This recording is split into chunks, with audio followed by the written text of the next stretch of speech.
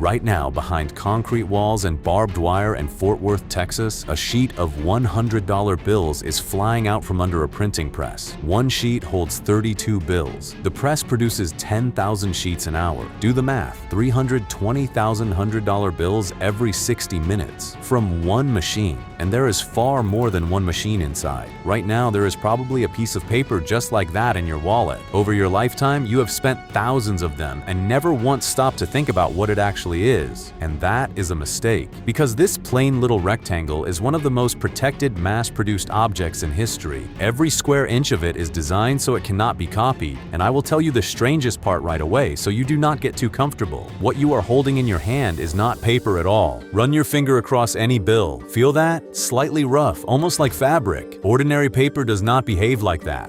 And the reason is simple. It really is fabric. 75% cotton, 25% linen.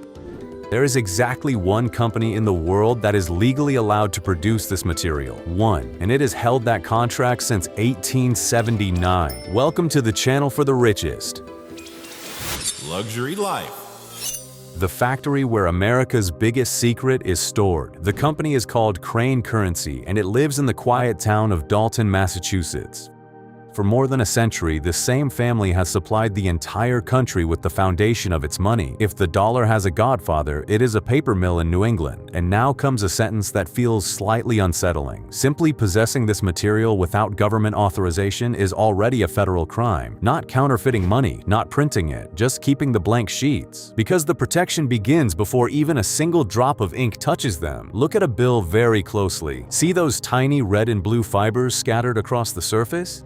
They have been there since the 19th century. Once, they were real silk threads woven into the material by hand. Today, they are synthetic, but the idea is the same. Put something into the foundation that a person with a home printer cannot reproduce, and that is only the first layer of defense. Next comes a thin plastic security thread embedded directly inside the material, not printed on top, but actually embedded within it. Hold any bill from $5 and up to the light, and you will see a strip with the letters USA and the denomination. Now here is the trick. Shine ultraviolet light on it. The thread starts to glow. The 5 glows blue, the 10 glows orange, the 20 glows green, the 50 glows yellow, and the 100 glows pink. On each denomination, the thread is placed in a different position, so bleaching a 5 and reprinting it as 100 will not work. The strip will be in the wrong place. It is like baking a thread inside a loaf of bread. Once it is baked, you cannot add it or remove it without destroying the whole thing.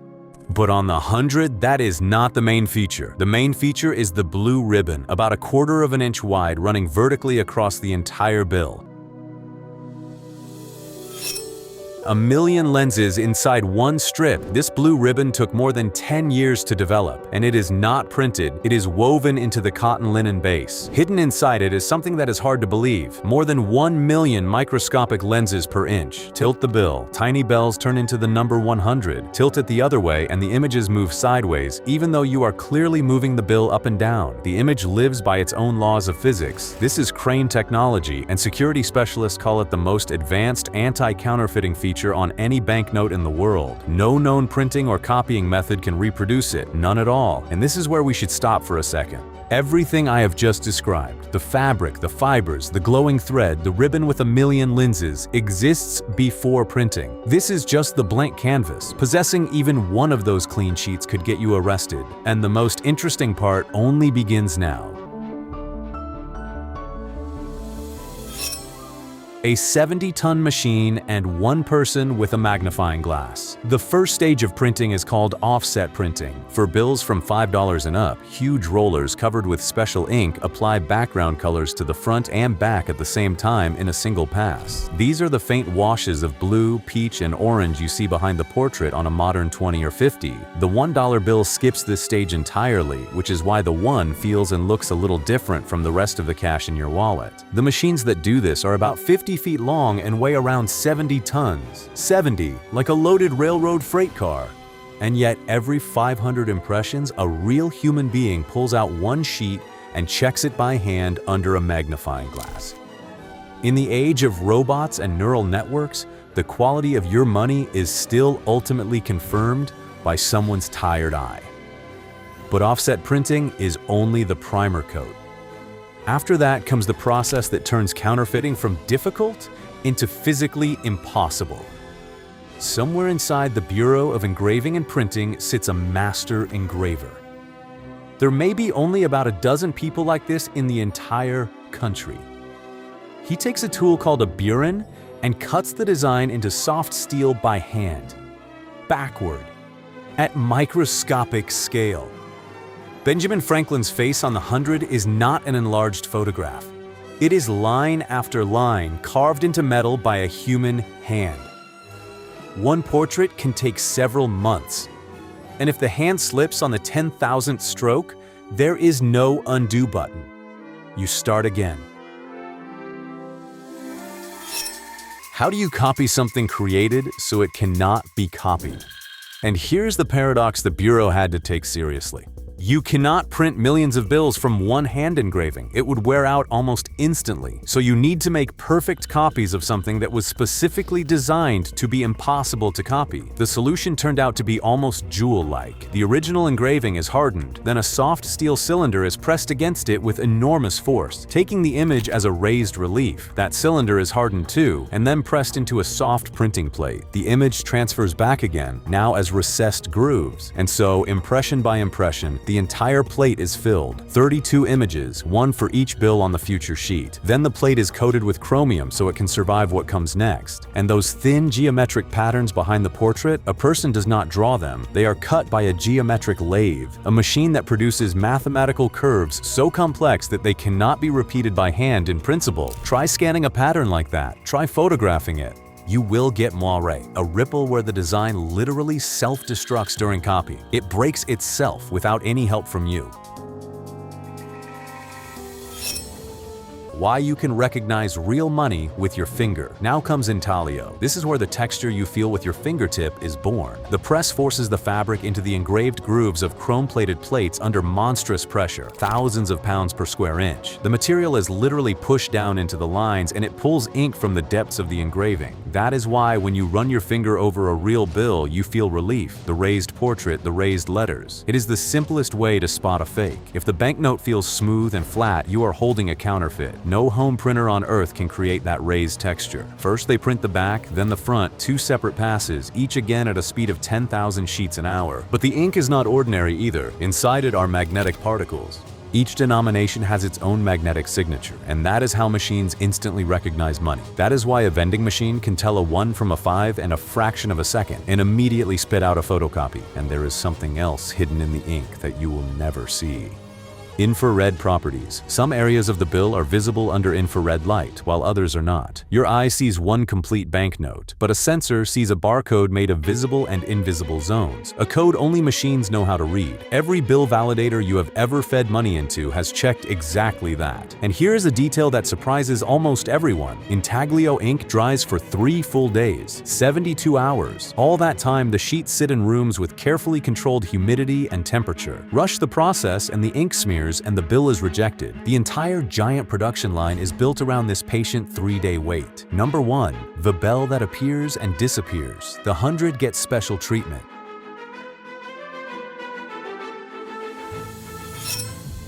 Hidden in the design is microprinting, letters so tiny they can only be read under magnification. Along Franklin's collar runs the phrase, "The United States of America." Near the blank field beside the watermark hides USA 100. Along the golden quill is 100 USA. If these letters are blurry or unreadable under magnification, you are holding a fake. And then there is the bell in the inkwell, a copper-colored Liberty Bell placed inside the image of the inkwell used to sign the Declaration of Independence. Tilt the bill and the bell appears and disappears, shifting from copper to green. The same color-shifting ink works on the large 100 in the lower right corner. Copper melts into green before your eyes. A copier cannot reproduce this. It only sees one flat color. The ghost portrait and the constellation that stops printers. Hold the 100 up to a window and look at the empty field to the right of Franklin. Where at first there seems to be nothing, another face appears, a watermark. The same Franklin, only pale. like a ghost. It was not printed. It appears because the material has different thicknesses. In some places, the fabric is slightly denser, in others, slightly thinner. This is impossible to fake with a printer in principle. A real watermark is visible the same way from both sides, while a drawn one only shows from one side. And now comes a trick almost nobody knows about. Try scanning a modern banknote or opening its image in a serious graphics editor. The program will refuse. It simply will not let you do it. The reason is tiny yellow numbers scattered across the bill. Their little zeros form a special pattern of circles that specialists call the Urion constellation. Scanners, copiers, and professional editing programs are trained to recognize this pattern and immediately block the operation. The result is a strange thing. Your own printer is on the government's side, and it does not even ask your opinion. 11 symbols that can tell you everything. The third stage is letterpress printing, officially called overprinting equipment. This is where a sheet of 32 identical images turns into 32 unique banknotes. In one pass, the serial numbers, the Treasury seal, the Federal Reserve seal, and the denomination printed in color-shifting ink are added. The serial number has 11 symbols, a mix of letters and digits, and it is not random. Pull out 100 and read the green number. Let us say it starts with a letter, then comes a second letter, then 8 digits, and then a final letter at the end. The first letter indicates the series year. The second tells you which Federal Reserve Bank issued the bill. The 8 digits in the middle are the unique number of that specific banknote. And the final letter indicates which print run of the series it belongs to. The 12 Federal Reserve districts from Boston to San Francisco are marked with letters from A to L. And that means any bill in the country can be traced back to the specific bank that released it into circulation. Every combination is unique. No bill on earth shares its serial number with another.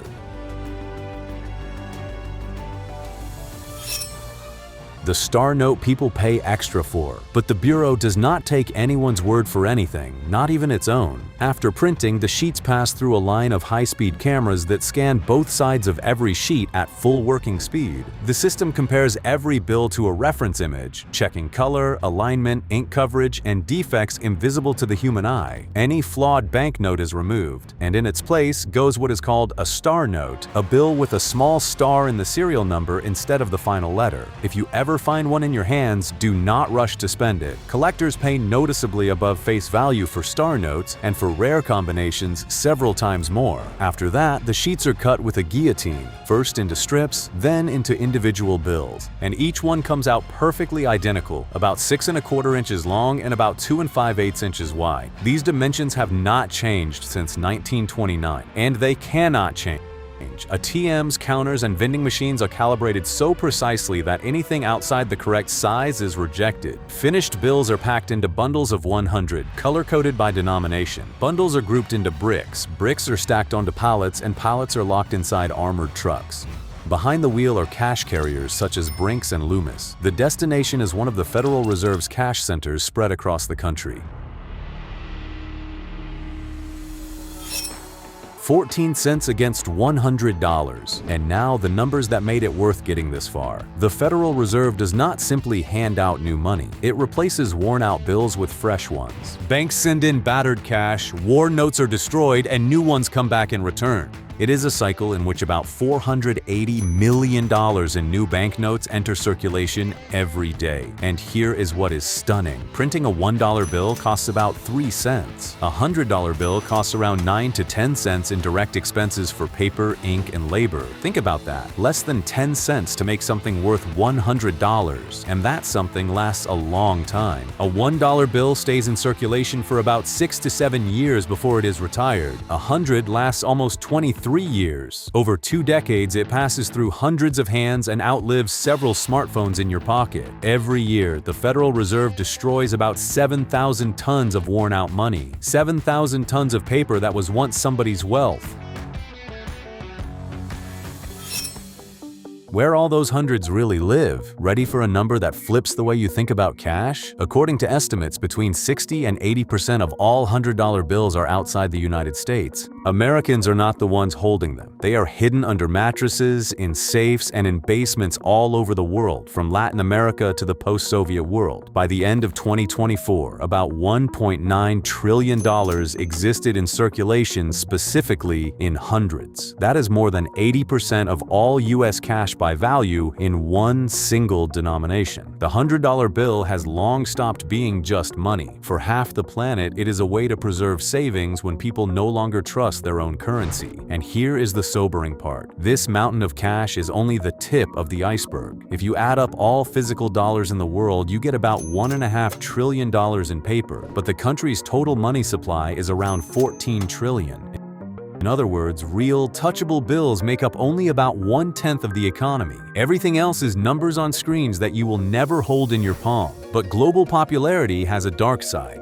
The 100 is the most counterfeited American bill in the world. High-grade fakes nicknamed superdollars are so good that they are blamed not on small-time criminals, but on entire states with military-level printing facilities. That is exactly why the 2013 redesign with the three-dimensional blue ribbon was not created for beauty. It was created to outrun people who had the budget of a whole country behind them. By the way, that redesign almost collapsed. Because of printing problems, the bills were creasing right on the production line, and the new 100 was delayed by almost 3.5 years. More than 1 billion already finished banknotes had to be held in storage while engineers searched for the cause. But that is only half of America's money. The other half does not come from a printing press. It is hammered into existence under pressure measured in tens of tons.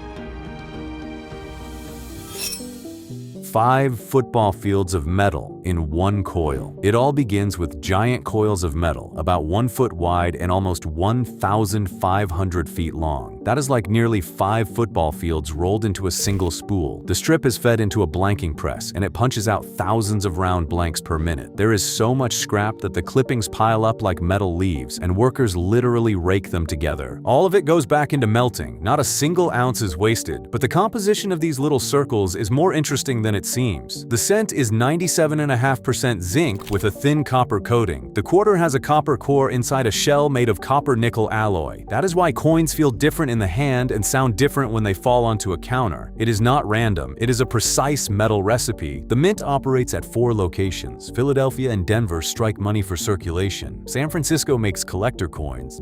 And West Point handles bullion, gold, silver, platinum, and palladium. Philadelphia and Denver alone produce billions of coins a year.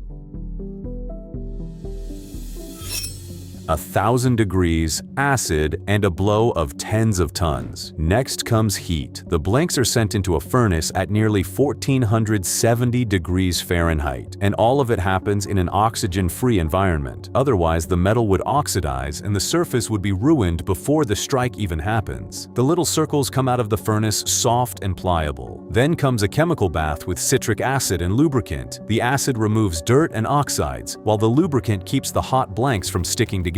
After washing and drying, the blanks go through an upsetting mill. It pushes each one through a groove slightly narrower than its diameter and raises a thin rim around the edge. That rim is not decoration. It is an engineering solution. Without it, the coin would flatten under the force of the press.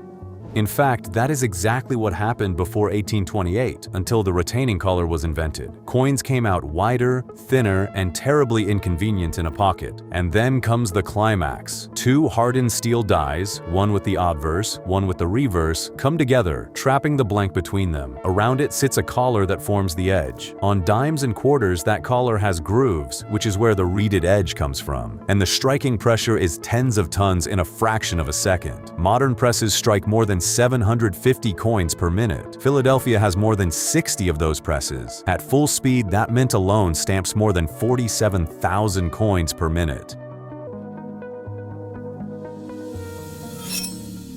From a plaster plate to a coin in your hand, the dies themselves are a separate miracle of precision. First, an artist sculpts the design as a large plaster model about the size of a dinner plate, with every fold of clothing and every wrinkle on the face. Then that model is reduced to coin size on a special pantograph machine, which transfers every line in a perfect scale. A master hub is made from the model. Working dies are made from the master, and those dies are the tools that strike coins on the production line. And they do not live long. A few thousand strikes and they are scrapped and replaced. So every coin in your pocket is the imprint of a steel tool that wore itself out while giving that coin its image. the machine named the waffler. Every newly struck coin is checked by machines: weight, diameter, appearance, and the ones that fail meet a machine with a real name: the waffler. It bends and mutilates rejected coins with a waffle-like pattern so they cannot be passed off as real. The metal goes back to be melted down, although some waffles occasionally surface among collectors as curiosities. Good coins are counted automatically, weighed, and poured into heavy canvas bags, so dense that they can only be moved by forklift. The bags go to Federal Reserve banks, and from there they spread across the country. And now, something almost nobody thinks about while holding change. A cent costs the government about 3.7 cents to make. A nickel costs almost 14 cents. Both cost more than their face value, and that has been true every year since 2006. Every 1-cent coin that lands in your hand has brought the Treasury a loss of almost 3 cents.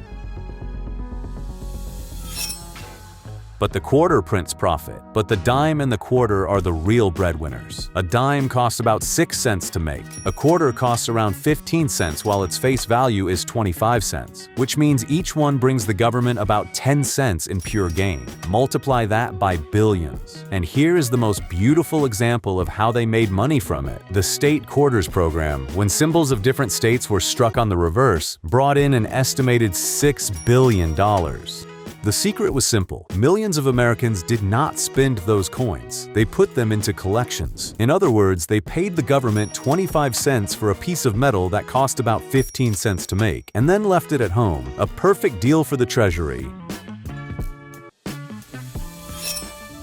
The last cent sold for $16 million. On November 12, 2025, at the facility in Philadelphia, the Treasurer of the United States personally struck the final cent intended for circulation. That ended a story that had lasted 232 years. The reason was simple. A coin that cost almost 4 cents to make while being worth only 1 cent had been losing money for too long. Ending production is estimated to save the Treasury about $56 million a year. The final cents were marked with the Greek letter omega, the last letter of the alphabet, a symbol of the end. Exactly 232 sets were made, one for every year of production, and each even included a coin made of pure gold. And now hold on, the very last cent ever struck sold at auction for more than $16 million. 1 cent, 16 million. No investment has ever given that kind of return. At the same time, the cent has not disappeared. It is still legal tender. By different estimates, between 250 and 300 billion cents are still out there in the country, lying in couches, behind washing machines, inside old coffee cans. They simply do not make new ones anymore. When paying with cash, stores now round the total to the nearest 5 cents, just as Canada and Australia did long ago. 14 cents that cannot be repeated, and that is the arithmetic of money. Less than 10 cents of ink, fabric, and labor, and a $100 bill is born, ready to live for more than 20 years and travel halfway around the world. A million lenses woven into cotton, a thread glowing pink under ultraviolet light, a portrait carved by hand by a person whose kind can be counted on your fingers. All of it exists for one reason: so nobody on the planet can make a copy. A bill like that may be sitting in your wallet right now. But what happens when an entire government decides to print perfect counterfeits on purpose and almost gets away with it? We already covered these super realistic super dollars and who may actually be behind them in our previous episode. You can watch it right now. It should be appearing somewhere on your screen. And subscribe to the channel for The Richest. This is where we talk about luxury, wealth, and the lives of the most powerful people on the planet.